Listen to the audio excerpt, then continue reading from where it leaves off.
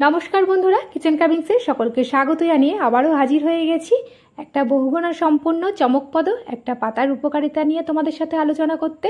সেটা হলো কারি পাতা, যেটা সকলেই এখন কম বেশি এর উপকারিতা নিয়ে তোমরা সকলেই জানো। এটা প্রতিদিন সকালবেলায় যদি 3 থেকে 4টে কারি পাতা চিবিয়ে খাওয়া যায়, তাহলে একদম মাথার চুল থেকে পায়ের নখ পর্যন্ত অনেক রোগ দূর করতে সাহায্য করে। তোমরা জানোই কারি পাতায় আছে ভিটামিন সি, এ আর ই গুণে সম্পন্ন। কারি পাতা জুস বা কারি পাতা যদি চিবিয়ে খাওয়া যায়, তাহলে কোলেস্টেরল, ট্রাইগ্লিসারাইড সমস্ত কিছু দূর করতে সাহায্য করে। তাছাড়া রক্তে এলডিএল এর মাত্রাকে কমাতে সাহায্য করে আর এসডিএল এর মাত্রাকে বাড়িয়ে দেয়। আর তোমাদের আমি কিভাবে এই জুসটা বানিয়ে দেখাচ্ছি সেটা দেখতে থাকো। তার জন্য আমি বাড়ির থেকেই কারি পাতা তুলে নিচ্ছি, আমার বাড়ির বাগান থেকেই। দেখো, কারি পাতাগুলোকে আমি তুলে নিয়ে এপিট ওপিট ভালো করে দেখে নিয়েছি, কেননা অনেক সময় মাকড়সার জাল থেকে থাকে সাদা রঙের। সেগুলোকে আমি দেখে দুপিট দেখে আমি ভালো করে ধুয়ে নিয়ে এসেছি। এবারে পাতাগুলোকে আমি একটা একটা করে ছাড়িয়ে নিচ্ছি। প্রত্যেকটা পাতা খুব ভালো করে পরিষ্কার করে দেখো আমি ছাড়িয়ে নিয়েছি। আর এটা যদি তোমরা প্রত্যেক দিন এটা তোমাদের রুটিনের আনতে পারো, তাহলে অনেক রোগ থেকে তোমরা দূর থাকতে পারবে। এটা রোজ রোজ সেবন করলে কনস্টিপেশনের মতন সমস্যা থেকেও দূরে থাকা যায়। তাছাড়া গ্যাস অম্বল থেকেও রেহাই পাওয়া যেতে পারে। দেখো, প্রত্যেকটা পাতা আমি দেখো এভাবে ছাড়িয়ে নিয়েছি। তাছাড়া চুলের স্ক্যাল্পের মাস্ক হিসাবেও তোমরা এটা ব্যবহার করতে পারো। দারুণ উপকারিতা হয়, চুলের স্বাস্থ্য ভালো রাখে, হেয়ার ফল থেকেও দূরে থাকা যায়। এবার দেখো আমি লেবুটাও কেটে নিচ্ছি।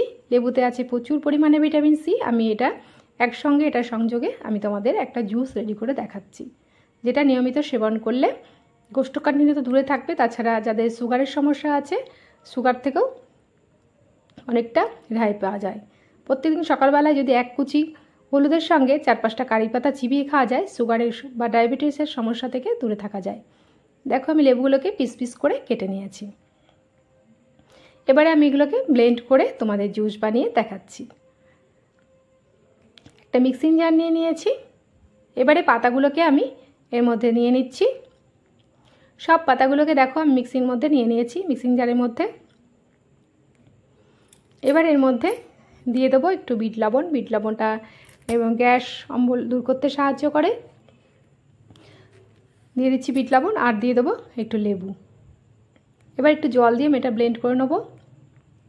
কারি পাতা তাছাড়া রান্নার মশলার মতনও তোমরা ব্যবহার করতে পারো। এটা ফোড়নে দিয়ে অনেক রকম রান্না আমরা করে থাকি।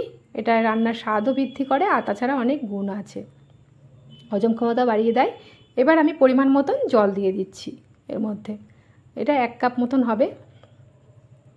আমি ব্লেন্ড করে নিচ্ছি।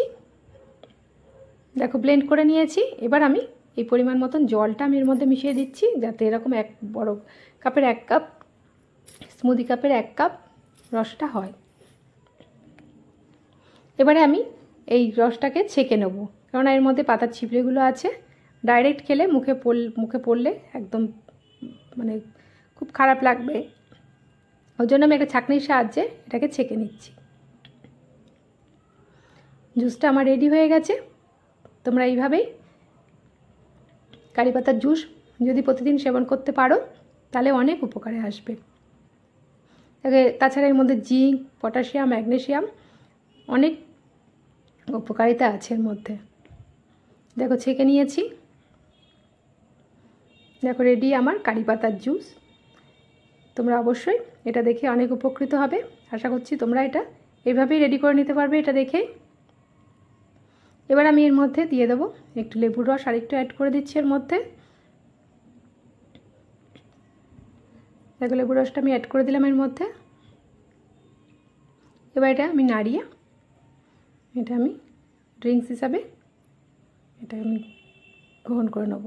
তোমরা এইভাবেই রেডি করে নেবে কারি পাতার জুস। আশা করছি রেসিপিটি তোমাদের অনেক উপকারে আসবে। আজকের মতন এইটুকুনি। আবারও আসবো নতুন নতুন রেসিপি নিয়ে। নেক্সট রেসিপির আমন্ত্রণ জানিয়ে এখানেই বিদায় নিলাম।